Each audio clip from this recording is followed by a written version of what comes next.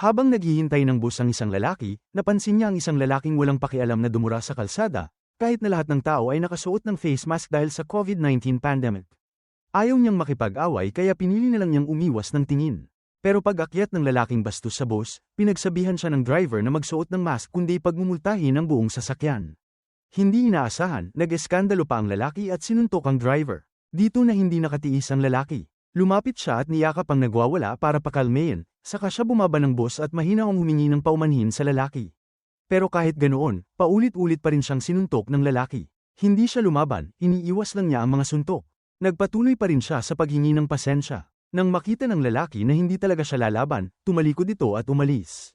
Pagbalik niya sa bus, sinalubong siya ng palakpakan mula sa lahat ng pasahero. Para sa kanila, astig daw siyang tignan.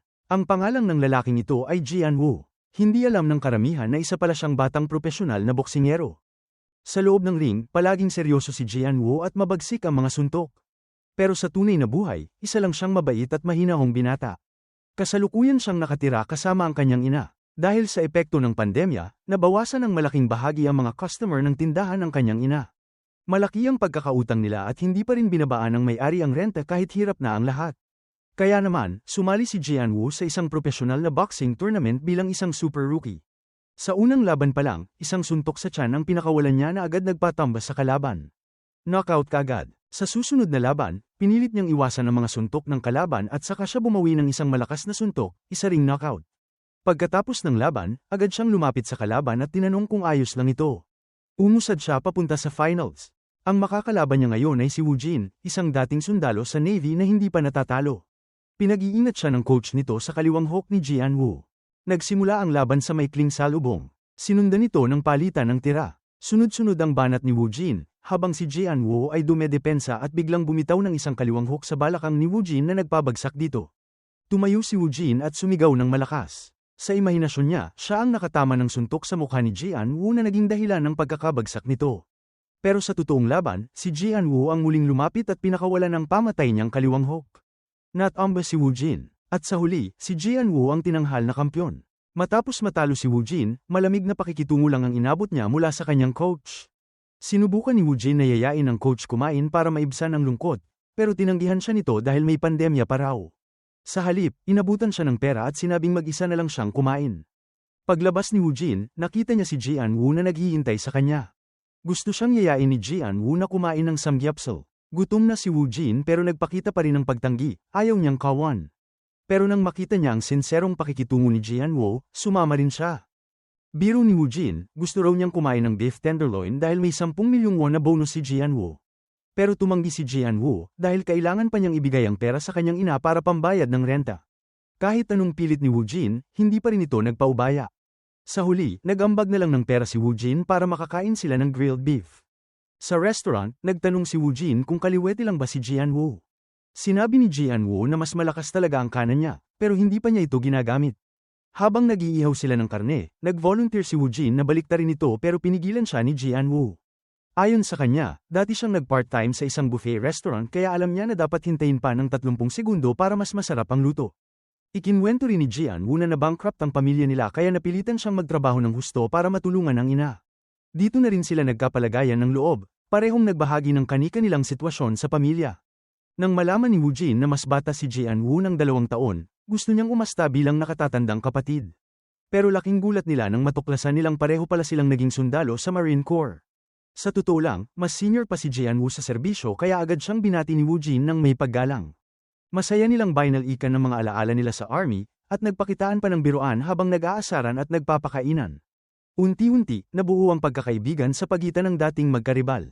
Pagkatapos ng lahat, bumalik si Jian Wu sa coffee shop ng kanyang ina. Nakita niya ito sa telepono, naniningil ng utang sa isang kaibigan. Nang makita si Jian Wu, agad nitong ibinaba ang tawag at niyakap ang anak bilang pagbati sa pagkapanalo. Inabot ni Jian Wu ang bonus na natanggap niya at sinabing ipambayad na ito sa upa. Ayaw sana tanggapin ng ina, pero sinabi ni Jian Wu na alam na niya ang lahat ng hirap na tiniis nito. Tinanggap na rin ng ina ang pera at nangakong babayaran ito, may tubo pa. Isinara nila ang tindahan at masayang umuwi. Para kay Jian Wu, sapat na ang makasama ang kanyang ina. Ngunit hindi niya alam, may paparating na panganib. Ang panganib na ito ay nagmumula kay Myung Hil, isang direktor ng malaking kumpanya ng pautang na puno ng panlilinlang. Sa panahon ng pandemya, sinamantala ni Myung-hil ang paghihirap ng maraming tao. Ipinadala niya ang sales team ng kanilang kumpanya sa iba't ibang tindahan sa lungsod para kumalat ang kanilang mapanlinlang na operasyon.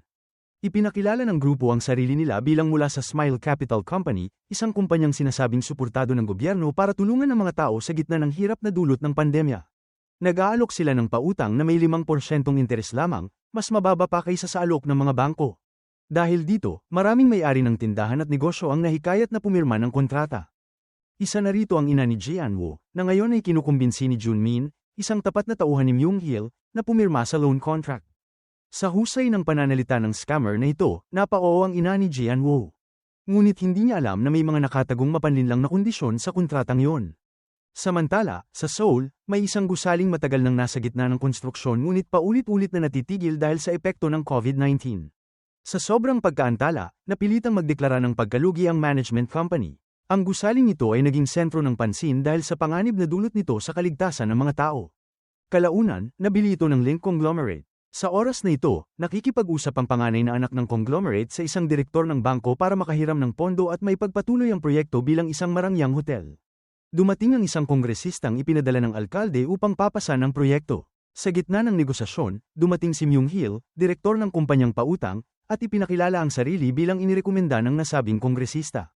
Nag-alok siyang mamuhunan ng natitirang 100 bilyong won sa proyekto. Kapalit nito, gusto niyang magpatayo ng kasino sa pinakatuktok ng gusali at bar sa basement. Upang ipakita ang pasasalamat, nagdaos sila ng party para sa kongresista. Habang nagkakasiyahan, nakatanggap ng tawag ang kongresista mula sa alkalde. Ipinahayag ng kongresista na aprobado na ng alkalde ang proyekto ni Myung-hil. Bilang kapalit, iniabot ni Myung-hil ang 3.7 kg golden turtles, isang kayamanang halagang halaga. Sa sobrang tuwa, yumuko ang kongresista bilang pasasalamat. Ngunit lingid sa kanilang kaalaman, lahat ng ito ay lihim na naitala ng isang kamera. Samantala, papunta si Jianwoo sa gym para mag-ensayo ng boxing, ngunit hindi inaasahang isinara ito pansamantala dahil may mga kasapi ng gym na nagpositibo sa COVID-19. Malungkot siyang umalis at agad tumawag kay Woo Jin upang yayain ito lumabas. Habang papunta sa bahay ni Woo Jin, may nadaanan siyang lalaking hinahabol at binubugbog ng isang kabataang lalaki. Sinundan niya ito at nakita ang biktima na wala ng malay sa lupa. Agad niyang tinugis ang salarin. Ngunit sa kanyang pagtatangkang habulin ito, siya ay nakuryente at nawala ng malay. Sa gulat niya, isa pala itong babae. Tinawag siya nito at tinanong kung bakit siya hinahabol. Pinaliwanag ng babae na ang lalaking binugbog niya ay isang tunay na scammer. Pinakiusapan niya si Jianwoo na huwag gumawa ng eskandalo at saka siya umalis. Ang babaeng ito ay si Hyunju, ang ampon na apo ni Chairman Choi. Ang matandang ito ay sagana sa kayamanan ngunit bukod tangi sa kabutihang loob. Sa halip na magpakasasa sa yaman, tumutulong siya sa mga nangangailangan ng medikal na tulong, nagpapautang ng walang patong o interes. May tuwa si Chairman Choi sa pagtulong sa mga nangangailangang tao. Isa sa mga tungkulin ni Hyunju ay ang magsiyasat at maningil ng utang mula sa mga taong nagpapanggap na may sakit upang malilang si Chairman Choi at makautang. Tinanong ni Hyunju ang kanyang lolo kung hanggang kailan siya magpapautang ng walang interes. Ayon kay Chairman Choi, marami na siyang natulungang may sakit na nagkaroon ng perang pambayad sa pagpapagamot, at para sa kanya, yun na ang pinakamataas na interes. Alam niyang mapusok at matigas ang ulo ng kanyang apo kaya tinawagan niya ang isang direktor ng security company para humingi ng bodyguard na babante kay Hyunju. Samantala, habang isinasara na ni Jeonwoo ang tindahan, dumating si Junmin mula sa Smile Capital. Ipinahayag ni Junmin na kailangan ng bayaran ng kanyang ina ang renewal fee na katumbas ng 10% ng halaga ng utang sa loob ng 24 na oras mula nang pumirma ng kontrata. Ayon sa kanya, umabot na sa 48 milyong won ang interes. Gulat na gulat ang ina ni Jeonwoo sa narinig. Nagbanta siyang tatawag ng pulis. Narinig ito ni Junmin kaya agad siyang lumabas ng tindahan. Samantala, agad tinawagan ng ina ni Jeonwoo ang kanyang anak. Habang nag-uusap sila sa telepono, bigla na lamang pumasok ang grupo ng mga goons at sinira ang loob ng tindahan. Nang marinig ito ni Jeonwoo, galit na galit siyang tumakbo pauwi upang iligtas ang kanyang ina. Pagdating niya roon, hinarang siya ng mga tauhan ni Junmin. Nang makita niyang binubugbog ng personal si Junmin ang kanyang ina, agad siyang kumilos at ginamit ang mga natutunan sa boxing para patumbahin isa-isa ang mga goons upang makapasok at sagipin ang ina. Nang makita ni Junmin ang pagkatalo ng lahat ng kanyang tauhan, nanginig siya sa takot. Lumapit si Jeonwoo at tinanong ang ina kung ayos lang ito. Pagkatapos ay sinunggaban niya sa leeg si Junmin. Sa mga sandaling yon, dumating na ang direktor ng kumpanya. Ipinahayag nito na ang ina ni Jeonwoo ay may pagkakautang sa kanyang kumpanya. Sinabi niya kay Jeonwoo na bayaran ang utang. Tumugon si John Woo na dapat munang bayaran ng kumpanya ang pinsalang ginawa sa tindahan. Dahil dito, ipinatawag ni Moonhill ang isa sa kanyang pinakamalalakas na tauhan upang asikasuhin, si John Woo. Ang pangalan ng gun ay Inbeom. Malaki ang katawan nito at tila hindi ramdam ang sakit. Kahit ilang beses suntukin ni John Woo, hindi ito tinablan. Sa halip, ginamit ni Inbeom ang kanyang ulo para pabagsakin si John Woo. Ngunit tumayo muli si John Woo at sinuntok ito hanggang sa magdugo ang ilong. Nagalit si Inbeom at hinawakan siya sa leeg, saka pinagtatadyakan hanggang sa mawalan siya ng malay. Nilapitan siya ni Moonhill at sinabing gusto raw niya ang matatapang.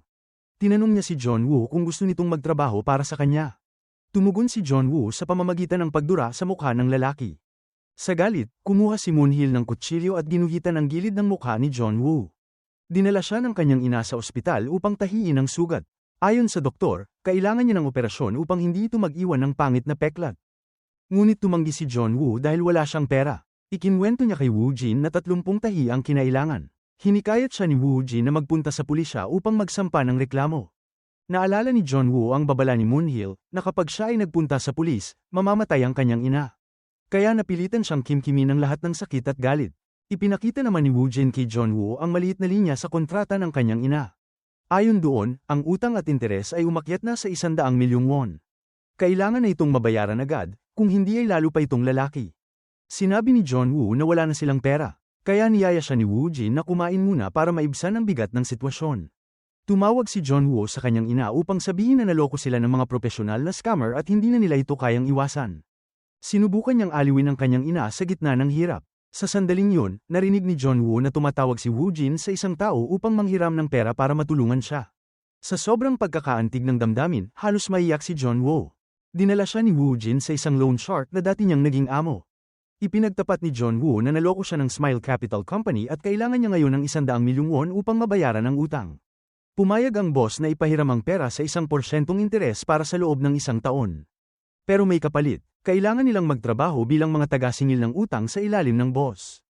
Ayon dito, sobrang in-demand daw ang trabahong ito noong kasagsagan ng COVID-19 pandemic. Nang marinig ito, agad tumayo si John Woo at sinabihan si Woo Jin na umuwi na lang sila. Para sa kanya, ang ganitong trabaho ay pananakot at pang-aapi ng mahihina. Gawa yon ng mga siga, hindi ng isang tunay na mandirigma. Sabi ng boss, kung hindi siya magbabayad sa Smile Capital, kukunin daw ng mga ito ang kanyang mga internal organs. Walang halong biro, sa puntong yun, isinauli ni Woo Jin ang pera at tahimik na umalis. Bago lumabas, tinitigan pa niya ng masama ang dating boss bilang huling paaring. Pagkatapos, tumawag si Woo Jin sa direktor ng isang bodyguard company para humingi ng tulong. Agad silang tumakbo ni John Woo papunta sa opisina ng kumpanya upang makipag-usap. Ang direktor ay isa ring dating Marine, isang senior ni Woo Jin. Ayon sa kanya, may isang mayamang lalaki na naghahanap ng bodyguard. Si Chairman Choi, marami na siyang sinubukang kunin pero walang pumapasa sa kanyang pamantayan. Plano ng direktor na irekomenda sina Woo Jin at John Woo para sa posisyon. Nang nabanggit ni Woo Jin na balak lang nilang manghiram ng pera, sinabi ng direktor na mas mabuting makita muna nila si Chairman Choi dahil wala itong problema sa pera at kilala rin sa kabaitan. Sa likod nito, nagpahanap si Chairman Choi ng background check kay John Woo. Ayon sa ulat, nakita ng chairman na si John Woo ay isang mapagkakatiwalaan at masipag na tao.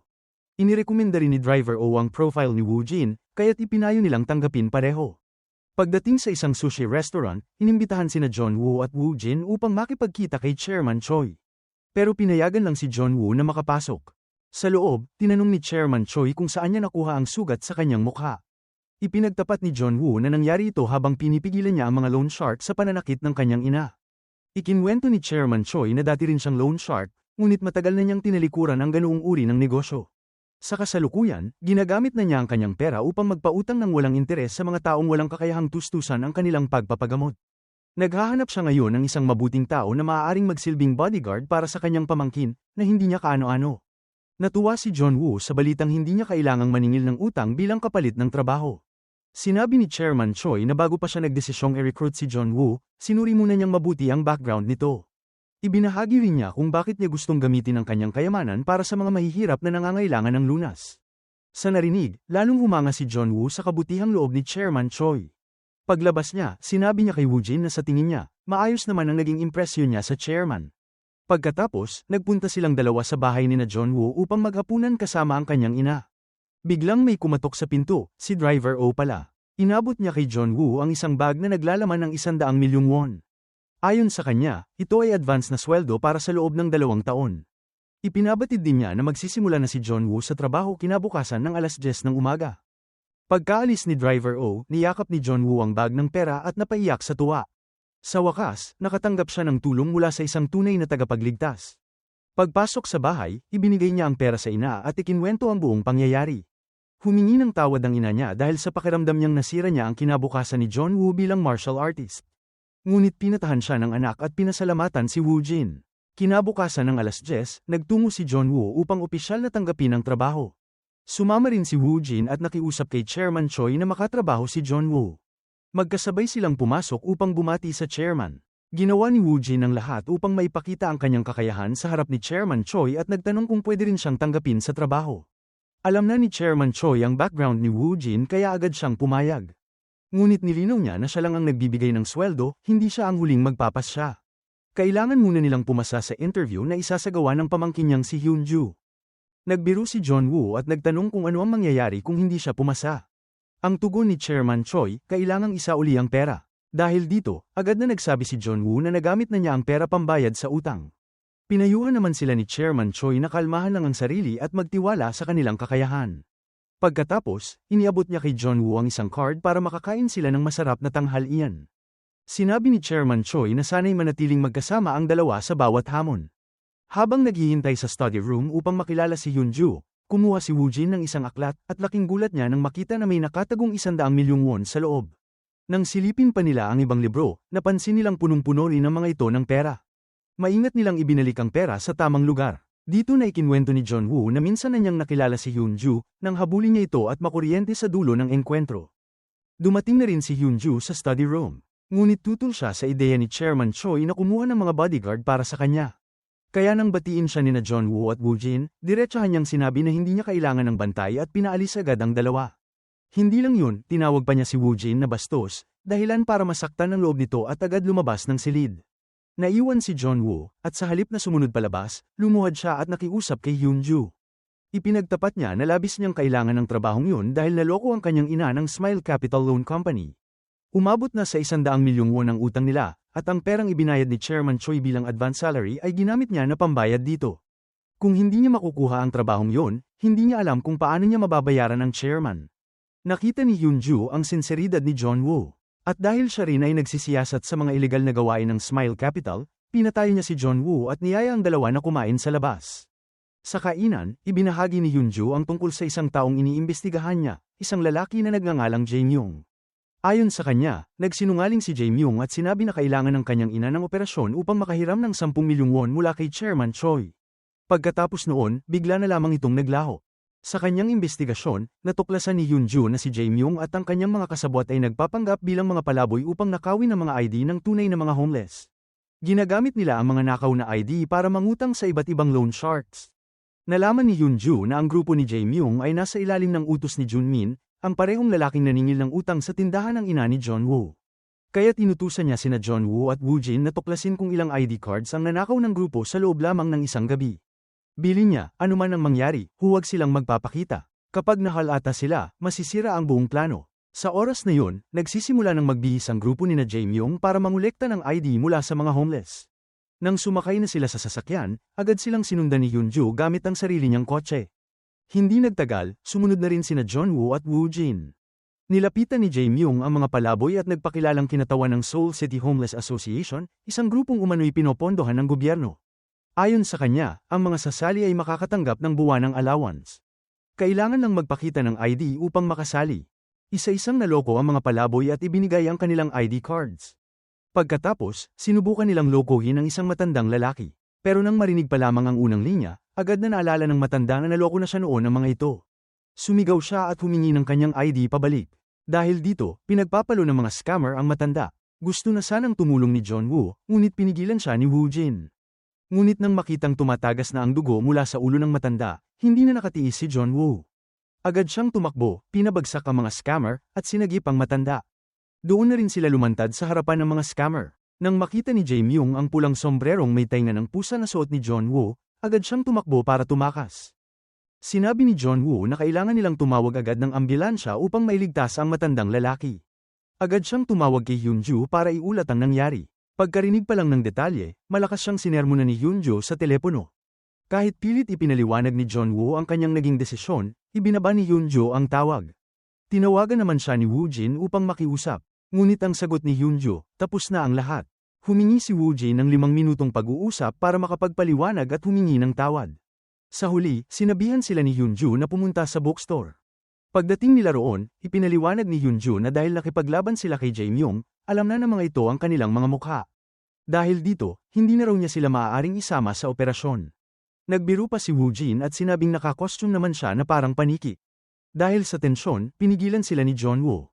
Ipinakita ni John Woo ang pilat sa kanyang mukha. Ikinwento niya na ang direktor ng Smile Capital ang gumawa niyon gamit ang kutsilyo. Aniya, kung hindi niya iniligtas ang matandang palaboy na halos mamatay na, mas masahol pa raw ang mararamdaman niya kaysa sa mismong kontrabidang yun. Pagkatapos, ibinalik nila kay Hyunjo ang lahat ng gamit niya at lumabas ng bookstore. Paglabas nila, sinabi ni Woo Jin na hahanap na lang siya ng bagong trabaho para sa kanilang dalawa. Biglang tumunog ang kanilang mga cellphone. Nakita nilang pareho silang nakatanggap ng mensahe mula kay Hyunjo. Humihingi ito ng paumanhin at iniimbitahan silang pumunta sa opisina kinabukasan ng 10:00 ng umaga. Sa sobrang tuwa, niyakap nina John Woo at Woo Jin ang isa't isa at halos mapatalon sa saya. Samantala, nagtungo si Jae-myung kay Junmin ng Smile Capital upang iulat ang insidente.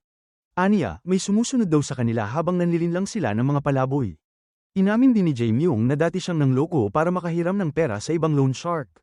At kamakailan lang, may lalaking nakasuot ng pulang sombrerong may tainga ng pusa ang humahabol sa kanya para maningil. Ang dalawang lalaking nakalaban nila kamakailan ay parehong may suot ding ganoong sombrero. Sa bookstore, habang binabalikan ng grupo ang footage ng security camera, nakita nilang pumasok sina Jae-myung at Junmin. Tinanong sila ni Hyunjo kung paano nila natunto ng lugar. Pagkatapos, isinara niya agad ang pinto ng bookstore at pinatay ang lahat ng kanilang mga cellphone. Sumilip si Junmin sa loob gamit ang flashlight pero wala siyang nakita. Inutusan niya si Jae-myung na sipay ng pinto, ngunit wala ring nangyari. Tiningnan ni Junmin ang security camera saka umalis. Nagtipon ng tatlo at sinimulang pag-aralan kung paano nadiskubre ng mga scammer ang kanilang taguan. Maraming teorya ang inilabas, ngunit bigla ang napansin ni John Woo na baka dahil sa pulang sombrerong may tenga ng pusa ni Hyunjo. Naalala niya na nung una niyang hinabol si Hyunjo at nakuryente siya, talagang tumatak sa isipan niya ang kakaibang sombrero nito. Nang marinig yun, napaisip si Hyunjo at sumang-ayon na posibleng ang yun ang dahilan. Dumating din si Chairman Choi sa bookstore. Ipinagtapat ni Hyunjo na sinundan nila ng palihim si Jae-myung upang mahuli ito, isang hakbang na ipinagbawal mismo ni Chairman Choi dahil sa matinding panganib.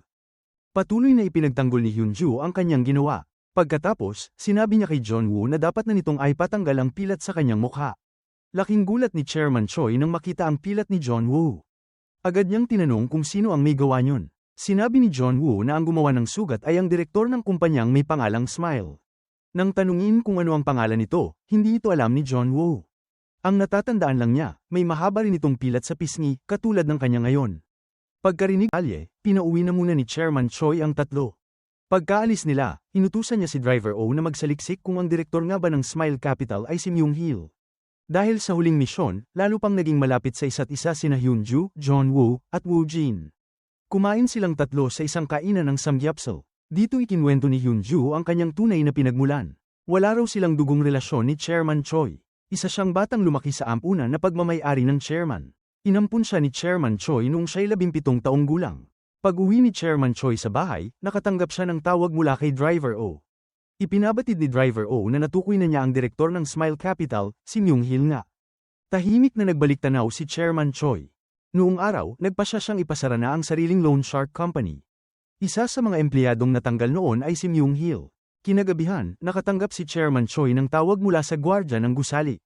Ayon dito, may dalawang magnanakaw na pilit na pumapasok sa kanyang opisina. Agad siyang nagtungo sa kumpanya at nadatnan ng dalawang lalaki, ang matipunong si Inbam at isang profesional na locksmith. Binuksan ng dalawa ang safe ni Chairman Choi at natagpuan ng maraming gintong barya at mga kasulatan ng utang na nagkakahalaga ng tig-1 bilyong won. Matapang na pumasok si Chairman Choi sa opisina, mag-isa. Doon, pinabagsak niya ang parehong magnanakaw gamit lamang ang sariling lakas. Nang tanungin kung sino ang nag-utos sa kanila, biglang dumating si Myung-hil at sinaksak si Chairman Choi. Kahit sugatan, lumaban pa rin si Chairman Choi gamit ang kutsilyo.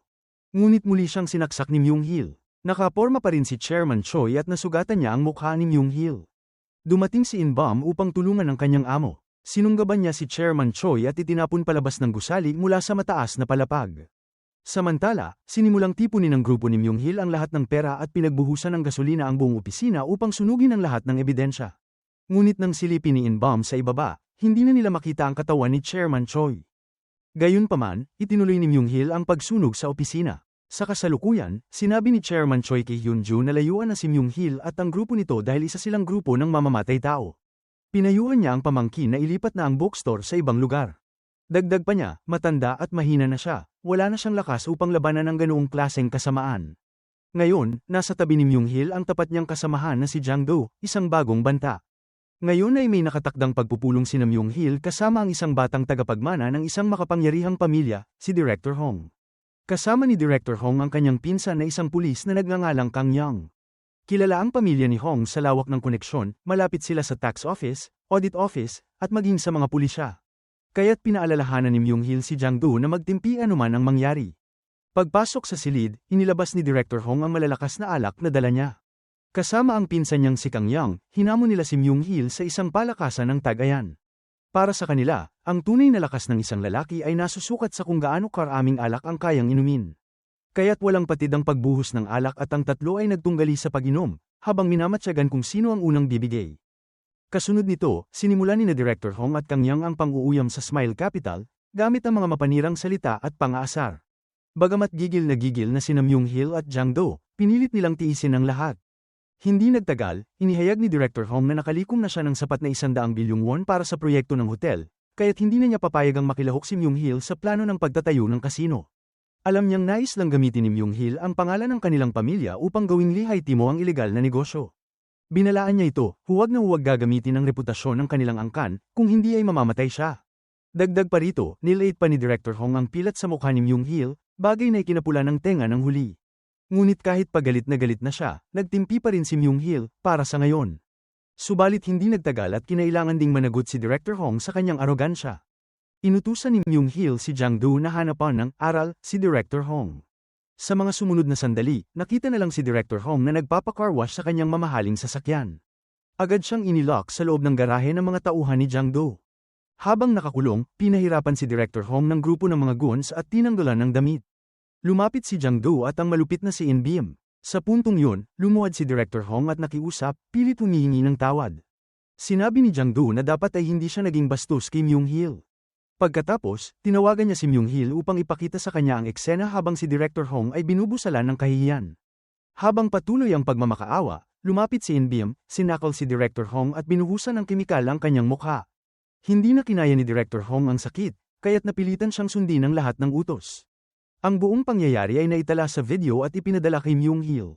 Habang pinapanood ang video, nagtungo naman sina Myung-hil at In-bum sa isang lihim na lugar kung saan nakatago ang mga gintong pag-aari ni Director Hong, gintong natunaw mula sa mga ninakaw mula kay Chairman Choi.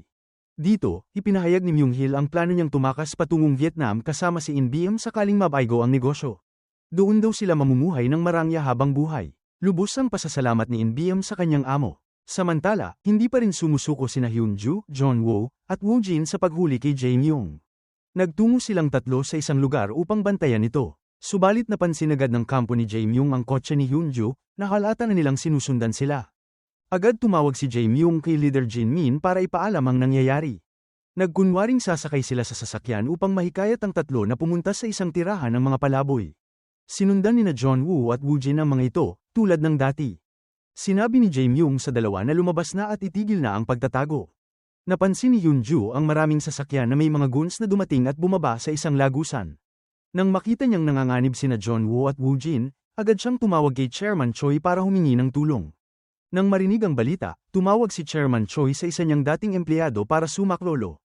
Mula sa magkabilang gilid, dumating ang grupo ng mga goons na may mga baston sa kamay at pinapalibutan sina John-woo at Woo-jin. Tinalikuran ni John-woo ang kanyang maskara at naghanda na makipaglaban. Ngunit nakilala ni Leader John-min si John-woo bilang anak ng nagtitinda ng kape na umatake sa kanya noon. Isa-isa nilang nilabanan ni Woo-jin ang maraming goons ngunit napakarami ang kalaban. Napatamaan si Woo-jin sa ulo kaya bumagsak. Tumayo si John-woo upang iligtas ang kanyang kaibigan. Sa puntong yun, dumating si Hyun-ju dala ang mga baston at electric shock device upang labanan ng ilan pang goons. Sa huli, natalo ng tatlo ang lahat ng mga goons at nakatakas. Sa bahay ni John Woo, natutulog ang kanyang ina nang makarinig siya ng ingay. Akala niya ay umuwi na ang anak mula sa trabaho. Ngunit pumasok ang dalawang goons at si Jae Myung, nilasing nila ang ina ni John Woo at dinukot. Biglang dumating ang isang lalaki, pinakawala ang isang goon, at sinunggaban ang isa pa. Nakita ni Jae Myung ang lalaking ito at agad kinuha ang ina ni John Woo at tumakas. Inatake ng lalaki ang isa pang goon na sumusunod, pinabagsak ang kalaban, at hinabol ang ina ni John Woo.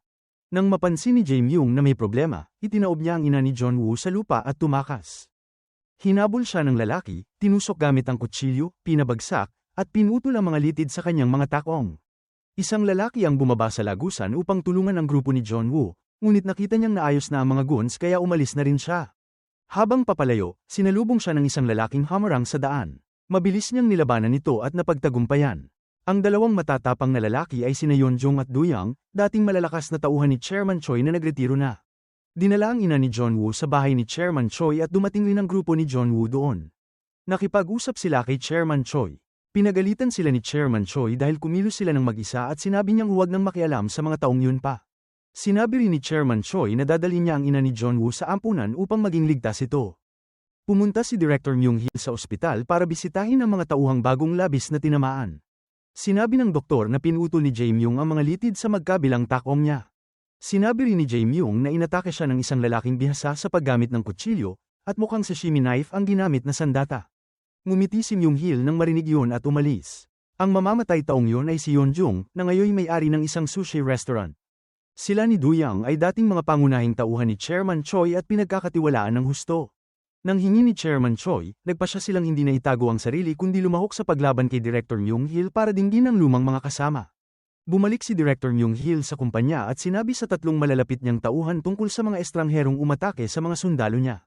Sinabi niya na may 10 mamamatay tao na nagtatrabaho para kay Chairman Choi, na pinatay niya at mga kasabwat niya. Ngunit may 2 bihasang mamamatay tao na nanatili, mga tapat na tauhan ni Chairman Choi. Posibleng ang isa na pumutol sa litid ng paa ni Jae Myung ay isa sa mga ito.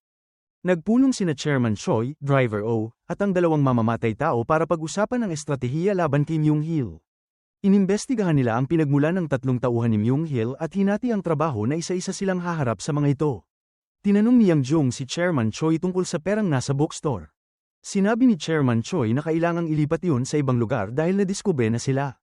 Sabi ni Yang Jong, dapat ang 3 bata ang gawin ang trabahong ito dahil malalakas sila. Napatunayan nila yon nang gamit ang kamay lang nilang talunin ang 30 goons. Pumayag din si Chairman Choi na italaga ang paglilipat ng pera sa grupo ni John Woo. Habang kumakain ng niluto ng ina ni John Woo ang tatlo, nakatanggap si Hyunjoo ng text mula kay Chairman Choi na nagsasabing pumunta sa bookstore sa bandang huli ng makalawa, kunin ang lahat ng pera, at ilipat sa ibang lugar. Gabing yun, naghanda sila ng mga gamit, sumakay sa 2 sasakyan na may maraming carton, at pumunta sa bookstore para gawin ang plano. Pagdating, pumasok ang tatlo, ngunit may sumunod na tauhan ni John Doe na may kutsilyo. Kinuha ni Hyunjoo lahat ng pera at inilagay sa carton habang pumunta sina John Woo at Woo Jin sa bodega para kunin ang kariton. Nakita ni Hyunjoo na may sumusunod sa kanya sa labas. Nang tingnan niya sa kamera, nakita niya si In Beum na palihim na pumapasok sa bodega. Mabilis siyang tumakbo papunta sa bodega ngunit tinamaan siya ng malakas mula sa likuran ni John Doe kaya bumagsak. Sinubukan ni Hyunjoo gamitan ng electric device si John Doe pero nahuli siya nito. Pinakuryente siya hanggang mawalan ng malay. Pumasok si In Beum, ang tulisan, sa warehouse at nakipaglaban kay John Woo at Woo Jin. Noon, natalo niya si John Woo, pero ngayon, kailangan niyang harapin ng mag-isa ang 2 batang magagaling na mandirigma. Matapos ang matinding laban, nagawang patumbahin ng 2 si In Beum. Paulit-ulit siyang tinamaan ni John Woo. Nang halos mamatay na si In Beum, pinigilan siya ni Woo Jin, at ginamitan nila ng zip ties ang tulisan para atali. Dinala si Hyunjoo ni John Doe. Nang magising, kinagat niya ng malakas si John Doe sa likod na nagdulot ng matinding sakit, kaya bumagsak ito sa lupa. Mabilis na tumakas si Hyunjoo, kinuha ang kutsilyo sa kanyang paa, at ginamit ang baton para matapang na harapin si John Doe. Akala ni John Doe, mahina si Hyunjoo, pero hindi niya ito naging kalaban. Na-knockdown siya ni Hyunjoo sa sunod-sunod na mga galing na galaw. Ginamit ni Hyunjoo ang susi para pakawalan ang mga kamay ni John Doe, tapos muling nilock ito. Pagkatapos, dinala ng 3 ang cart pabalik sa bookstore para ilipat ang pera. Doon nila nalaman na napakawalan ni John Doe ang kanyang mga tali at tumakas. Tumawag siya kay Director Myung Hil na nanonood ng mga pole dancers at sinabi na malubha ang kanyang sugat at kailangan niyang pumunta sa ospital, pero hindi ito pinansin ni Myung Hil. Sinabihan ni Myung-hil si Jeon-do na tawagan ang kanyang mga kasama para agad harapin ang grupo ni Jeon-woo. Kaya dumating ang buong gang sa bookstore para suportahan si Jeon-do. Nagmadaling inilagay ng grupo ni Jeon-woo ang pera sa mga karte na kahon at inilagay sa sasakyan. Nang mapuno ang kotse, sinabi ni Hyunju na may ligtas na may bilyon-bilyong won sa itaas. Umakyat si Hyunju at Woojin para kunin ito. Mabilis nilang nilagay ang mga gintong barya sa dalawang bag at tumakbo palabas. Ngunit dumating na ang gang at hinarang ang kanilang dalawang sasakyan. Sa tatlong sasakyan, nagtangka silang tumakas. Sinundan sila ni Jeon-do at mga kasama. Paulit-ulit niyang tinamaan ang sasakyan ni Hyunju, pero mas malakas ang supercar ni Hyunju. Pinaliko ni Hyunju ang sasakyan ni Jeon-do at napahinto ito. Sumakay siya sa sasakyan ng mga kasama ni Jeon-do para habulin sila. Nang pumasok sila sa ilalim ng tulay, nauna ang sasakyan ni Jeon-woo habang tinakpan ni Hyunju ang likuran para hindi makausad ang sasakyan ng tulisan. Nang maipasa nila si Hyunju, pabilis siya at tinamaan ang sasakyan ng tulisan. Nagpatuloy siya sa pagbilis at na-overturn ang sasakyan ng mga tulisan. Ngunit nasira rin ng malubha ang sasakyan ni Hyunju at namatay ang makina. Niyakap nila ang mga bag na may pera at ginto at tumakas. Nang makita ito, dali-daling binaba ni Jeon-woo ang mga kahon ng pera para bigyang lugar ang kanyang mga kaibigan na maupo. Nilapitan ni Woojin at Hyunju na halos habulin ng mga tulisan. Napansin nilang hindi na nila kaya dalhin ang mga bag ng ginto. Kaya itinapon nila sa lupa ang dalawang bag ng ginto para makatakbo ng mas mabilis. Tumakbo sila papunta sa kotse ni Jeon-woo na nakahanda na at sumakay agad. Pinindot nila ang gas at tumakas mula sa mga tulisan na humahabol sa kanila. Ipinagbigay alam ni Yang Jung kay Chairman Choi na inatake ang mga bata at nawala ang pera sa ligtas. Agad nagtanong si Chairman Choi kung may nasaktan. Dinala ng grupo ni Jeon-woo ang pera sa bahay ni Chairman Choi. Nang magkita sila ni Chairman Choi, agad humingi ng paumanhin si Hyunju dahil nawala ang pera sa ligtas. Pero ang inaalala lang ni Chairman Choi ay kung nasaktan siya, at ang pagkabahala niya ay labis na nakaantig kay Hyunju. Gumising na si In Beum, ang tulisan. Ginamit niya ang lahat ng lakas para maputol ang tali at makatakas mula sa warehouse. Sumakay siya ng taxi papunta sa pribadong ospital ni Director Myung-hil para magpagamot. Sinundan siya ni Duyang at natunton ang lokasyon ng ospital. Napinsala ang eardrum ni In Beum sa isang tenga. Inutusan ni Director Myung-hil si Junmin na hanapin ang address ng may-ari ng bookstore para malaman kung saan nakatira si Chairman Choi. Nag-usap ng pribado si Chairman Choi kay Jeon-woo. Nagpasalamat siya kay Jeon-woo at Woojin dahil simula nang dumating sila, mas madalas nang ngumiti ang kanyang apo. Sinabi niya na nabayaran na niya ang utang ni Jeon-woo. Kaya hindi na kailangang magtrabaho pa si Jeon-woo para mabawi ang 100 milyong won. Itinuturing ito bilang bonus dahil tinulungan siya ni Jeon-woo na ligtas mailipat ang pera mula sa bookstore. Nangako rin si Chairman Choi na mag-i-invest sa isang magarang coffee shop para sa ina ni Jeon-woo. Pero gusto ni Jeon-woo na tulungan si Chairman Choi na tuluyang talunin si Myung-hil. Sinabi ni Chairman Choi na hindi na kailangan, pero gustong-gusto ni Jeon-woo gawin ito bilang bayad sa utang na loob. Pinagsaluhan nila ng sushi party na siya mismo ang naghanda doon mismo sa lugar.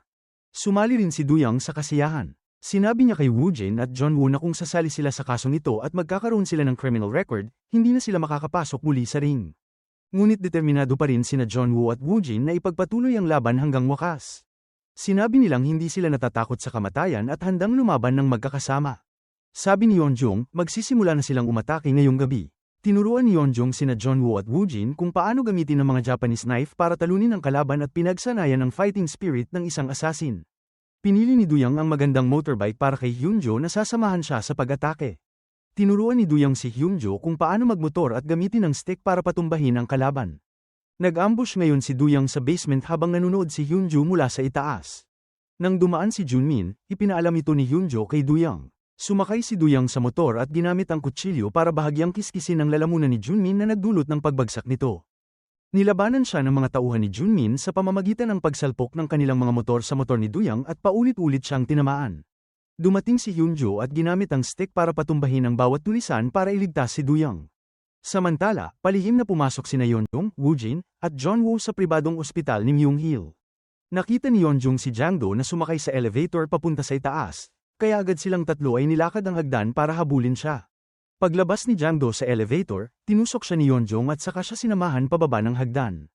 Hinabol siya ng isang tulisan ngunit na-knockdown ito ni Jeon-woo at Woojin. Sinubukang tumakas ni Jang-do pero nahulog siya sa hagdan nang itulak ni Yeonjung at binugbog hanggang nawalan ng malay. Nag-text si Yeonjung kay Chairman Choi at dinala si Jang-do sa isang abandonadong bahay na pag-aari ni Duyang.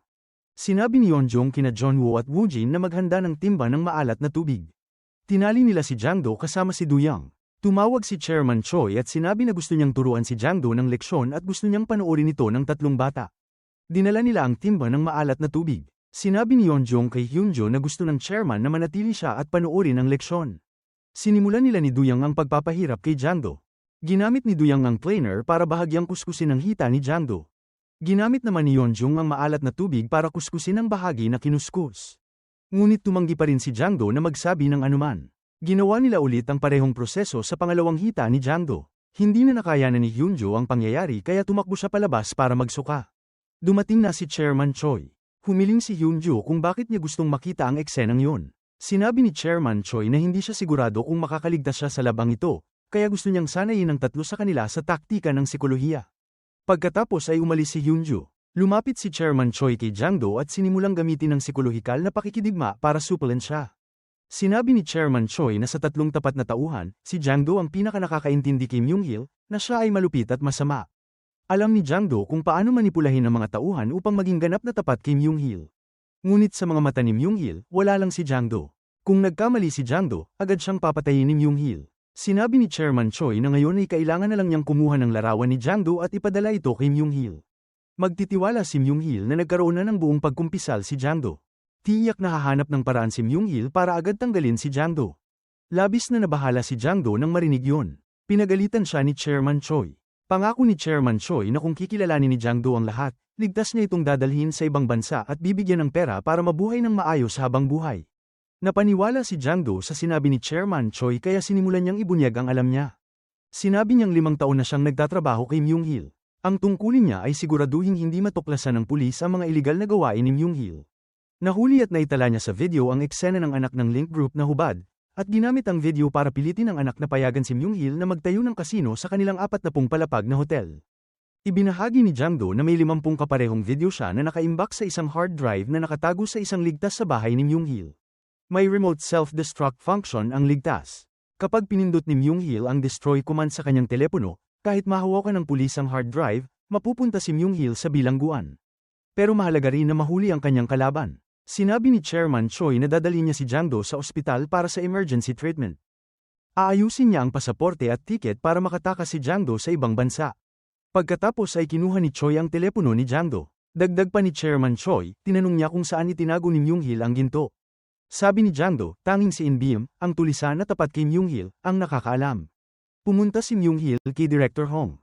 Nakausap niya ang kanyang kapatid na pulis. Kinuha ni Myung-hil ang telepono at sinabi kay Kang Yong na may lalaking nagmotorsiklo na sumaksak sa leeg ng isa niyang tauhan.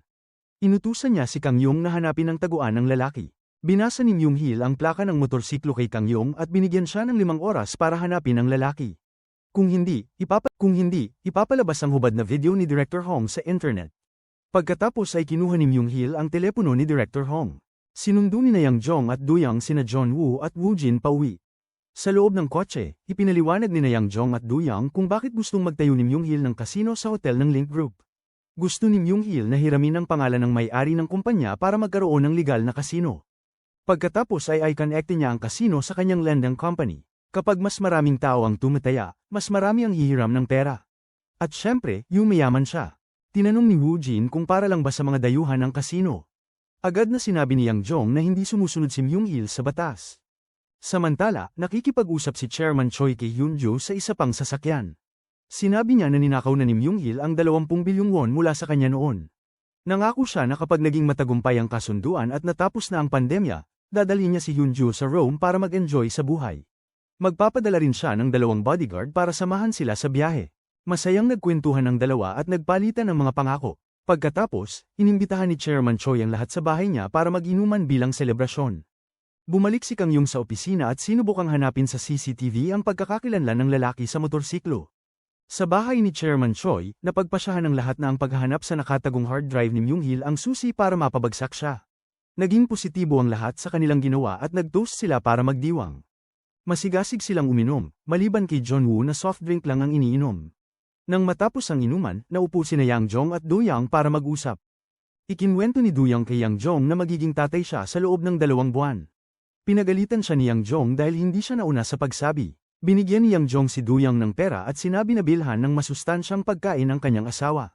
Sumakay si Du Yang sa taxi at umuwi kasama ang asawa. Inutusan naman ni Director Hong si Kang Yung na dali-daling hanapin ang lalaking nagmomotorsiklo o lalabas ang video sa internet. Pagkatapos ng mahabang oras ng paghahanap, natagpuan ni Kang Yung ang dalawang motorsiklo na hinahanap niya. Nakita niyang pumunta ang mga ito sa isang bahay kaya kinuha niya ang address at tinawagan si Myung-hil. Nang malaman ito ni Myung-hil, pinatawag niya ang lahat ng tauhan para mag-imbestiga sa bahay. Nang pumasok siya sa bahay, nakita niya ang litrato ni Do-young at ng asawa nito. Napansin din niya ang mga bilog sa lupa kaya alam niyang hawak na ni Chairman Choi ang baston. Nakita rin niya ang isang timbo ng asin, kaya alam niyang may ikinwento na si Jang-do. Nakita ng mga tauhan ang photocopy ng ID ni Do-young kaya agad silang pumunta sa bahay nito. Habang natutulog ang mag-asawa, may kumatok sa pinto. Lumabas ang buntis na asawa at may nagsabing kapitbahay sila. Palapit na sana siyang magbukas nang lumabas si Do-young at sumilip sa butas ng pinto. Alam niyang dumating na ang mga tulisan. Pinasok ni Do-young ang asawa sa loob ng bahay. Gusto niyang tumalon pababa, pero buntis ang asawa kaya hindi siya makalundag. Sinabi ni Do-young sa asawa niya na tumawag ng pulis. Niyakap at hinalikan niya ang asawa at ang kanilang di pa ipinapanganak na anak. Ginamit ni Do-young ang lahat ng kaya niya para harangin ang pinto. Sinira ng mga tulisan ang salamin ng pinto at pumasok sila. Nagtapon si Do-young ng kutsilyo at napatumba ang ilan sa kanila. Ngunit napatumba rin siya, binangga siya ng malakas sa ulo. Umiiyak ng labis ang kanyang asawa. Pumasok si Myung-hil at sinabi kay Do-young na palalalain niya ang buhay ng asawa nito kung hindi niya sasabihin kung nasaan si Yang-jung. Walang magawa si Do-young nang ibigay ng asawa niya ang impormasyon kay Myung-hil. Kinailangan talaga yon ni Myung-hil. Sa bahay ni Chairman Choi, kumakain ang lahat ng niluto ng ina ni John Woo. Inutusan ni Chairman Choi sina John Woo at Hyun-ju na ihatid ang ina ni John Woo sa orphanage para magtrabaho. Pumayag ang ina ni John Woo at nag-empake na siya. Bumalik si Yang-jung sa kanyang sushi shop. Pinatay na ang tagapag-alaga ng tindahan. Nagsuot si Yang-jung ng kanyang chef's uniform at nakita si Myung-hil na naghihintay sa kanya. Tinanong ni Yang-jung kung paano siya natunto ni Myung-hil. Sinabi ni Myung-hil na sinabi yon ni Do-young. Tinanong ni Yang-jung kung pinatay na ba ni Myung-hil ang pamilya ni Do-young. Ngumiti si Myung-hil at tumango. Galit na sumugod si Yang-jung para labanan si Myung-hil. Hindi inaasahan, ang dulo ng kutsilyo sa ilalim ng kanyang sapatos ang tumusok sa magkabilang binti niya. Nakipagsuntukan si Yang-jung at nakatuboy siya ng isang saksak, pero suot ni Myung-hil ang bakal na baluti. Tapos, tinusok ni Myung-hil si Yang-jung kaya bumagsak ito. Kinuha ni Yang-jung ang isang metrong mahaba na kutsilyo para labanan si Myung-hil. Nang malapit na siyang matusok ang baluti ni Myung-hil, nakatapat itong kontra-atake. Ginamit ni Myung-hil ang metrong mahaba na kutsilyo para patayin si Yang-jung sa mismong lugar. Inutusan niya ang lahat ng tauhan na pumunta sa bahay ni Chairman Choi. Isa sa mga tauhan ang mabilis na pumasok at binuksan ang pinto para mapasok ng mga tulisan. Nakita ni Woo Jin ang mga pumapasok at sinabi kay Chairman Choi. Sinabi ni Chairman Choi na pumunta sila sa basement. Nakipaglaban mag-isa si Woo Jin para makalikas si Chairman Choi papunta sa basement. Matiyag ang nilabanan ni Woo Jin ang mga tulisan, pero masyadong marami sila para mapigilan. Nagsimulang bumaba ang mga tulisan sa basement. Pumunta si Chairman Choi sa basement at binuksan ang ligtas na mayroong lahat ng ginto para kunin ang baril. Binaril niya ang ilang lalaki at muling nagkarga ng bala. Nakontrol na ng isa sa mga tulisan si Woo Jin at maraming beses siyang sinaksak sa tiyan. Umakyat si In Beom at pinatumba si Chairman Choi. Pumasok si Myung-hil para kausapin si Chairman Choi. Tiningnan niya ang mga ginto sa loob ng ligtas, at saka mahinaong pinatay si Chairman Choi. Kinuha ni Myung-hil ang lahat ng ginto at sinunog ang buong bahay. Pagbalik ni na John Woo at Hyun-ju, nasusunog na ang bahay. Pumasok si John Woo at binuhat palabas si Woo Jin. Bumaba si Hyun-ju sa basement at nadatnan niyang wala ng buhay si Chairman Choi. Niyakap niya ang lolo niya habang humahagulgol sa iyak. Kinailangan pa siyang hilahin ni John Woo palabas dahil lumalaki na ang apoy. Dinala si Woo Jin sa emergency room. Marami siyang nawalang dugo, pero dahil sa COVID, kulang na kulang ang supply ng dugo sa ospital. Pumasok si John Woo para mag-donate ng dugo para mailigtas si Woo Jin. Ngunit hindi pa rin sapat ang dugo at hindi na pwedeng kumuha pa mula sa kanya. Nagpilit si John Woo, iginiit na malakas siya dahil isa siyang boksingero. Sa labas, napaiyak si Hyun-ju habang inaalala si Chairman Choi. Sinisi niya ang sarili sa lahat ng nangyari. Pagkatapos mag-donate ng dugo si John Woo at lumabas ng ospital, wala na roon si Hyun-ju. Nagmadali siyang hanapin ito at tinawagan pero hindi sinagot. Maya-maya, inanunsyo ng doktor na naging matagumpay ang operasyon at naligtas si Woo Jin. Hindi napigilan ni John Woo ang emosyon. Umiyak siya ng todo at nagpasalamat sa doktor. Hawak ang ulo, umiyak siya dahil sa lahat ng pinagdaanan nila. Makalipas ang ilang panahon, lumipat sina John Woo at Woo Jin sa isang liblib na lugar sa probinsya. Sama-sama silang nagsanay para bumalik ang lakas at lalong tumibay sa pakikipaglaban. Nagjo-jogging sila at saka umuwi para magbuhat ng weights. Dahil disiplinado na silang pareho mula sa army, naging matitibay ang kanilang pangangatawan. Pareho silang may six-pack abs gaya ng mga bodybuilder. Kasama nila ngayon si Driver O. Nang makita ni Driver O ang matinding training ng dalawa para sa paghihiganti, agad niya silang pinatigil. Pero nagpersige si John Woo. Balak niyang sundan ang mga tagubili ni Chairman Choi, ang tipunin ng lahat ng taong naging biktima ni Myung-hil para mapabagsak ito. Hindi ito tinanggap ni Driver O. Sa halip, pumunta siya sa puntod ni Chairman Choi.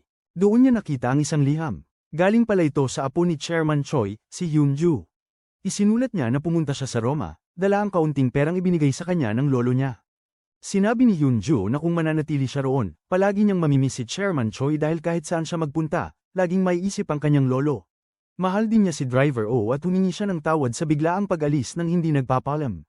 Umuwi si Driver O. Tinawag niya sa labas sina John Woo at Woo Jin at iniabot sa kanila ang isang maletang may laman na pera. Ito raw ang huling emergency fund ni Chairman Choi. May inihanda na rin siyang matutuluyan para sa kanila sa Seoul at pinaalalahanang mag-ingat ang dalawa. Yumuko ang dalawa bilang pasasalamat kay Driver O at nangakong magwawagi. Dinala ni na John Woo at Woo Jin ang pera papuntang Seoul at nagtungo sa lugar na sinabi ni Driver O. Isa pala yung bahay ng pamangkin ni Driver O. Pagdating doon, nagtakda ng maraming patakaran ng mga babae sa loob ng bahay para sa dalawang lalaki. Pinag-usapan ni na John Woo at Woo Jin kung paano sila makakahanap ng mga kakampi para maisakatuparan ang kanilang plano ng paghihiganti. Binigyan sila ni Driver O ng sasakyan. Nagmaneho ang dalawa papunta sa loan shark na dati nang naging amo ni Woo Jin. Niloko kasi ito ng Smile Capital Company at nawala ng malaking pera. Pilit siyang kinumbinsi ni Woo Jin na sumama sa kanila para tuluyang burahin ang grupo ng Smile Capital. Pero tumanggi ito. Para sa kanya, pwedeng kitain ulit ang pera, pero ang buhay ay isa lang at hindi siya hanggal para harapin ang ganung panganib. Nagpatuloy sina John Woo at Woo Jin sa paghahanap. Pinuntahan nila ang direktor ng bodyguard company, ang taong nagpakilala sa kanila kay Chairman Choi. Sinira na pala ng mga tauhan ng Smile Capital ang kanyang opisina bilang paniningil sa utang. May maliit na linyang isinisingit sa kontrata na nagsilbing patibong. Ipinaalam nila na ang kumpanyang yun ay pagmamay-ari ni Myung-hil, at si Chairman Choi ay pinaslang na nito. Pati ang dalawang asasin na malapit kay Chairman Choi ay pinatay rin ni Myung-hil.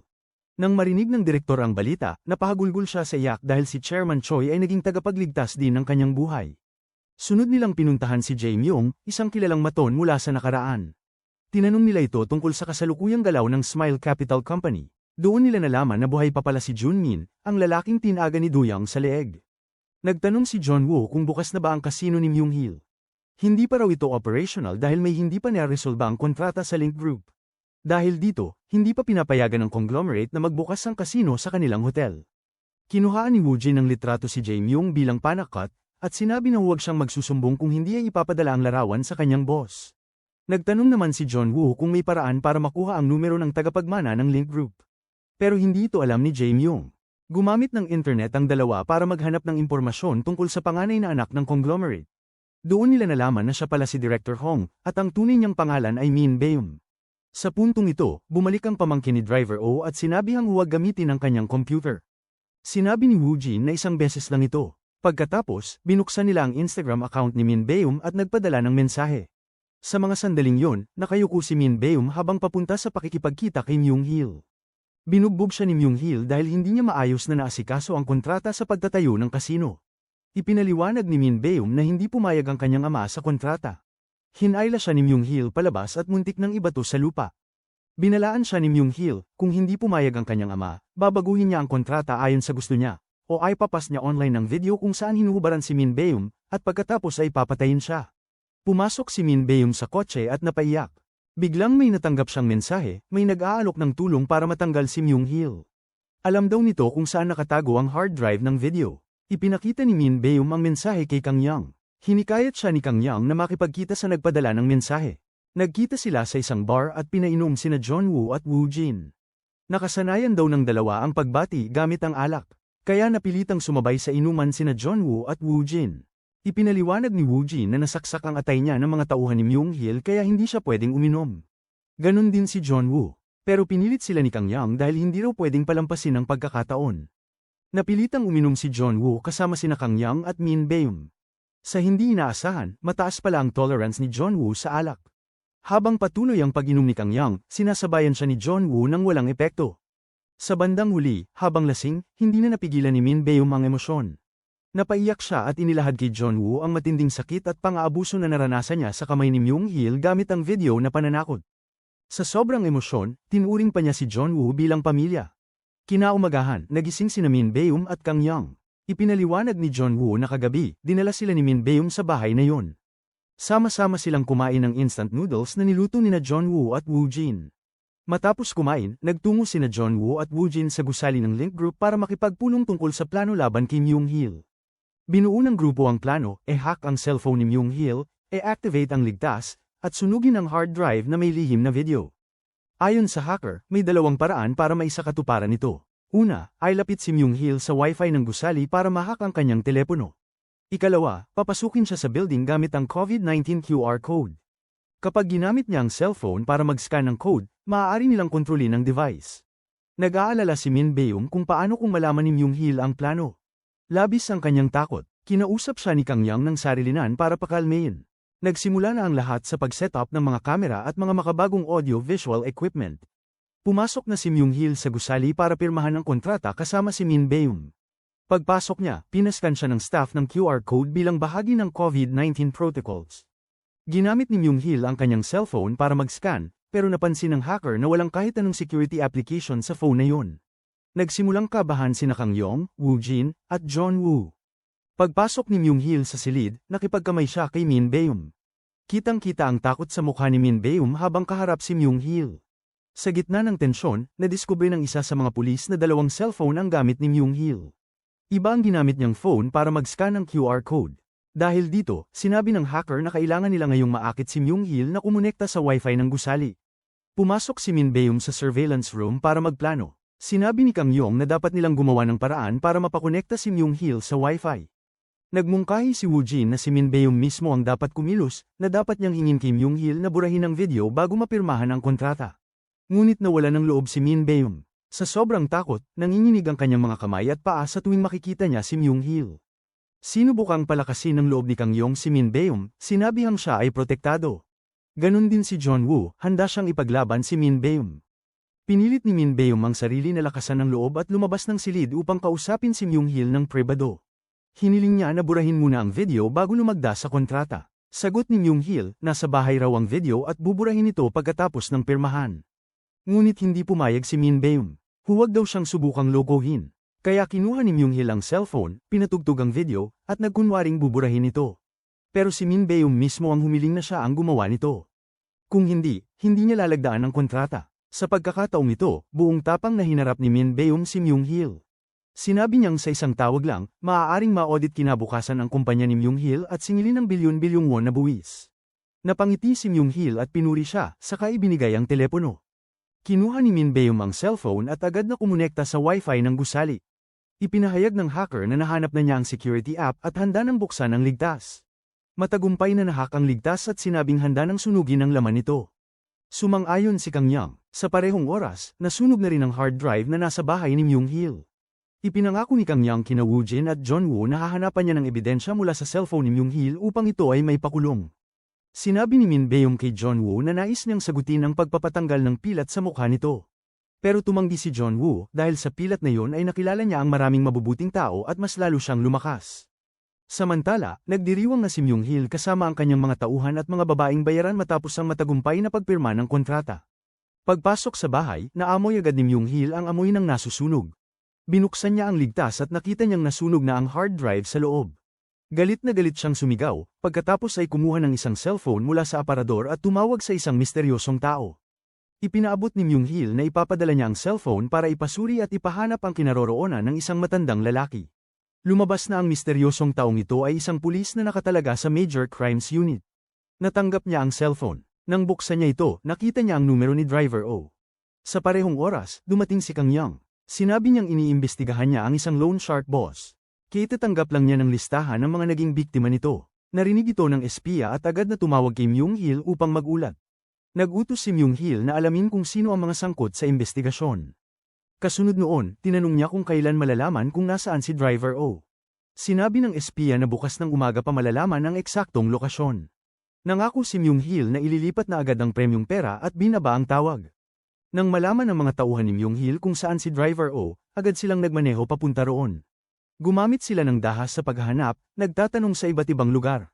Pagdating nila sa isang tindahan ng bigas, sinabi ng may-ari na kilala niya ang matanda dahil madalas ito roong mag-deliver ng bigas. Pumunta ang mga tulisan sa tirahan ni Driver O. Samantala, patuloy pa ring nakikipag-ugnayan sina John Woo at Woo Jin kay Jae Myung upang matunto ng maton.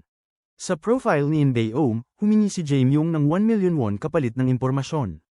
Ngunit sa hindi inaasahan, binigyan lang siya ni John Woo ng 10,000 won. Layunin ni John Woo at Woo Jin na imbestigahan si In Bae-om dahil siya lang ang nakakaalam kung saan itinatago ni Myung Hil ang ginto na ninakaw mula kay Chairman Choi. Habang kinakausap ng dalawa si Damin, nakatanggap sila ng tawag mula sa maton. Sa loob ng profile ni In Bae-om, nakita nila ang litrato ni Driver O na inaresto. Sinagot ni Damin ang tawag at iniutos sa kanya ni In Bae-om na pumunta sa isang shopping mall. Sinabi ni Damin na siya mismo ang papatay sa kanya bago ibinaba ang tawag. Isa si Damin sa mga eksperto sa archery at nakasali na sa mga internasyonal na paligsahan. Kinuha niya ang kanyang pana at mga palaso at sumama kina John Woo at Woo Jin upang iligtas ang kanyang lolo. Nang sabihan siya ni John Woo na huwag sumama, ipinakita ni Damin ang kanyang galing sa harap ng dalawa. Tumawag naman si Woo Jin sa direktor ng bodyguard company upang humingi ng tulong. Nang marinig ang balita, pinutol ng direktor ang kanyang jeep sa nasirang braso at nag-ayos ng sarili na parang assassin. Sumama siya upang salubungin ang grupo ni John Woo. Hinati sa dalawang grupo ang 4 na katao, at sabay-sabay silang pumasok sa gusali. Sina John Woo at Woo Jin ay pumasok sa pangunahing pinto. Samantala, nag-utos si In Bae-om sa kanyang mga tauhan na patayin sina John Woo at Woo Jin. Isa-isang pinabagsak ni John Woo at Woo Jin ang mga tauhan ni In Bae-om. Nang makita ng iba ang lakas ng dalawa, nang inig sila sa takot. Nakipaglaban sina John Woo at Woo Jin gamit lamang ang kanilang mga kamao.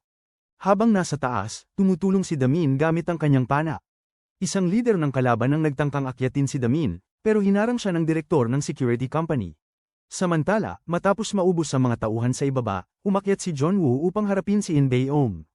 Pamwesto si John Woo at sinuntok siya ng malakas, dahilan upang bumagsak ito sa sahig. Tumakbo si Woo Jin pataas upang tumulong.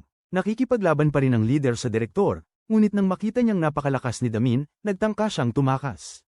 Hinabol siya ng direktor ng security company. Nang mapabagsak siya ng leader, dumating sa tamang oras si Woo Jin upang iligtas siya. Sa kabilang banda, naubos na ang mga palaso ni Damin. Sa ibaba, sunod-sunod na atake ang pinakawalan ni John Woo na nagpahina kay In Bae-om. Ngunit nakabawi ito at sinakal si John Woo. Nakapagtanggol naman si John Woo at tuluyang pinabagsak si In Bae-om. Sa taas, natapos na rin ni Woo Jin ang laban sa leader. Itinali ng grupo ang dalawang kalaban at sinimulan silang pahirapan upang alamin kung saan ikinulong si Driver O. Nagbanta ang direktor ng bodyguard company, kaya sa takot, agad na umamin ng leader kung saan nila ikinukubli si Driver O. Dinala ng 4 na lalaki ang 2 bihag sa sasakyan. Inatasan ni John Woo ang direktor na bantayan si In Bae-om at alamin mula kay Myung Hil kung saan niya itinago ang ginto. Sumama naman si John Woo, Woo Jin, at Damin sa isang fish farm na ibinunyag ng leader upang iligtas si Driver O. Tumawag si John Woo kay Kang Yang upang sabihin kung nasaan si Driver O. Nang malaman ito, agad na tumawag si Kang Yang sa espiya upang magpadala ng mga tauhan para sa pagsagip. Ngunit tumawag agad ang espiya kay Myung Hil para magulat. Agad namang tumawag si Myung Hil sa kanyang mga tauhan upang linisin ang lugar at ilipat si Driver O bago dumating ang mga pulis. Kaya nang dumating ang awtoridad, wala na silang nadatnan. Dumating ang grupo ni John Woo at ibinigay ang leader kay Kang Yang. Ipinaliwanag ni John Woo na may mga tauhan ng leader na tumakas kanina pa, at posibleng sila ang nag-abiso kay Myung Hil upang agad na linisin ang lugar. Samantala, patuloy na pinahirapan ng direktor ng security company si In Bae-om upang malaman kung saan nakatago ang gintong safe ni Myung Hil. Ngunit nanatiling tahimik si In Bae-om. Nang dumating si John Woo, bigla nitong kinagat ang sariling dila. Agad na inutusan ni John Woo si Woo Jin na tumawag ng ambulansya. Nag-alala ang direktor, kung mamatay si In Bae-om, paano nila malalaman kung saan ang kinaroroonan ng ginto? Pero para kay John Woo, hindi dapat may mamatay. Samantala, pumunta si Kang Yang sa isang tindahan upang bumili ng kape. Ngunit nilagyan ng laso ng peking tindero ang kanyang inumin. Nang bumalik si Kang Yang sa tindahan, nadatnan niya ang tunay na may-ari na nakatali. Nakapanghinala si Kang Yang, at habang nahihilo, gumapang siya papasok sa isang bahay at sinabing kailangan niya ng asin. Inabot ng may-ari ang asin. Isinubo yun ni Kang Yang upang maisuka ang lason sa kanyang katawan. Samantala, inutusan ni Myung Hil ang mga tauhan niya na patayin ang 2 kasamahan ni Kang Yang na kabilang sa grupo ng investigasyon. Tumanggap si John Woo ng tawag mula kay Myung Hil. Pinapapunta siya sa fish farm mamayang 9:00 ng gabi, kung tatawag siya ng pulis, gagawing pain si Driver O. Iginiit pa ni Myung-hil na naayos na niya si Kang Yang at ang dalawang kasamahan ni John Woo, at kung magtangka pa siyang mandaya, papatayin din niya ang ina ni John Woo. Narinig ito ni Damin at gustong sumama. Kinusap ng sarili na ni John Woo si Woo Jin, ayaw niyang masaksihan ni Damin ang maaaring mangyari kay Driver O, katulad ng pagbagsak ni Hyunju noon. Iginiit naman ni Woo Jin na iba na ang sitwasyon, ngayong magkakasama sila, kailangang harapin si Myung-hil ng sabay-sabay. Nagpunta ang tatlo sa fish farm, nag-iwan ang mga kasamahan sa labas para magsuporta mula sa malayo, at pumasok sina John Woo at Woo Jin. Doon naghihintay si Myung-hil at ang kanyang mga tauhan, nakahandusay si Driver O. Nagutos ang isa sa mga leader na paslangin sina John Woo at Woo Jin, ngunit mabilis nilang pinabagsak ang mga kalaban. Nang mabaigo ang mga tauhan, tinutukan ni Myung-hil ng kutsilyo sa leeg si Driver O at pinatigil ang dalawa, saka muling nagutos na patayin sila. Sa sandaling yon, inasinta ni Damin mula sa itaas. Sumigaw siyang damapa sina John Woo at Woo Jin, saka pa niya na ang balikat ni Myung-hil. Sinamantala ng dalawa ang pagkakataon para durugin ang natitirang mga tauhan. Nagpahatak si Myung-hil sa kotse at tumakas kasama ang ilan niyang tauhan, kaya nailigtas nina John Woo, Woo Jin, at Damin si Driver O ng ligtas. Dumating ang pulis, inaresto ang natira pang mga tulisan, at natuklas ang ginawang disposal site ng fish farm ang mga bangkay ng mga pinatay ni Myung-hil. Nilusob din ng pulis ang bahay ni Myung-hil, asawa lamang niya ang naabutan nila, ngunit nadiskubre roon ang maraming cellphone ang kanyang mga biktima. Inaresto rin ng especially young pulis dahil sa suhol at pagpaslang. Nakatakas naman si Myung-hil at kasalukuyang pinaghahanap. Sinabi ni Min Beum na hindi siya mapapanatag hanggat hindi nahuhuli si Myung-hil. Nangako si John Woo na hahanapin niya ito, at naniniwala siyang maaaring alam ng dating tauhan na si John Do kung paano nakapuslit palabas ng bansa si Myung-hil. Sinabi ni Kang Yang na siya ang magsisiyasat sa kinaroroonan ng taong ito. Sa kanyang investigasyon, ang tanging nakuha niya ay ang numero ng bank account ni John Do. Ipinaalala ni Jae Myung kina Woo Jin at John Woo na tiyak na nangangailangan ng pera si John Do. Kaya iminungkahi niyang magpadala sila ng pera sa account nito at ilagay ang kanilang numero sa dahilan ng transaksyon. Tiyak daw natatawag ito pabalik. Nagtanong si John Woo kung magkano ang kailangang ipadala, at sinabi ni Jae Myung na kailangang umabot sa 10 milyong won upang masigurong mapapasa kamay nila si John Do. At tulad ng inaasahan, agad na tumawag si John Do matapos matanggap ang pera. Napagtanto niya na si John Woo ay dating tauhan ni Chairman Choi. Ipinaliwanag ni John Woo na wanted na si Myung-hil at kailangan nila ng tulong upang mahanap ito. Nagtanong si John Do kung magkano ang ibabayad sa kanya. Nang tinanong siya kung magkano ang kailangan niya, humiling siya ng 1 bilyong won na kailangang maipadala sa loob ng 4 na araw. Bumalik sina John Woo at Woo Jin sa maletang iniabot ni Driver O at natuklasang 300 milyong won lamang ang laman nito. Kaya nagtungo sila kay Min Beum upang humingi ng tulong. Nag-alinlangan si Min Beum, paano kung tanggapin ni John Do ang 1 bilyong won at tumakbo. Ngunit tiniyak ni John Woo na kapag hindi tumiyupad si John Do, sila ni Woo Jin mismo ang huhuli sa kanya saan man ito magtago. Sa puntong ito, pumayag na si Min Beum. Pagkatanggap ng buong halaga, tinupad ni John Do ang kasunduan. Nagpunta siya sa istasyon ng tren upang tukuyin ang plano ni Myung-hil. Pagkatapos, tumawag siya kay John Woo at ibinalitang makalawa ay sasakay si Myung-hil ng tren papuntang Ho Chi Minh City. Nakapagsuhol na rin umano ito sa mga opisyal ng Vietnam. Ibinigay ni John Do ang numero ng isang tauhan sa tren upang personal na makipag-ugnayan sina John Woo. Nagpaalam na sina John Woo at Woo Jin kina Driver O at Damin at nagsimulang isagawa ang kanilang misyon. Nakipagsabuatan din sila sa tauhan sa barko upang makasakay ng palihim. Pagsimulang umalis ang barko, sinuyod nina John Woo at Woo Jin ang bawat sulok upang hanapin si Myung-hil at ang mga kasama nito. Si Woo Jin ay palihim na nakapasok at nahanap si John Min. Agad niya itong pinatumba gamit ang kuryenteng pantigil ng katawan. Nawalan ito ng malay. Sa susunod na sandali, hinarap naman ni Woo Jin ang maton na si In-bom.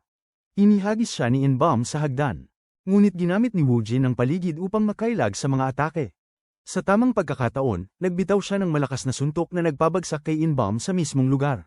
Samantala, nahanap ni John Woo si Myung-hil sa barko. Sumigaw siya at sumugod upang makipaglaban. Nang makita ni Myung-hil na hindi siya mananalo, tumakbo siya palayo.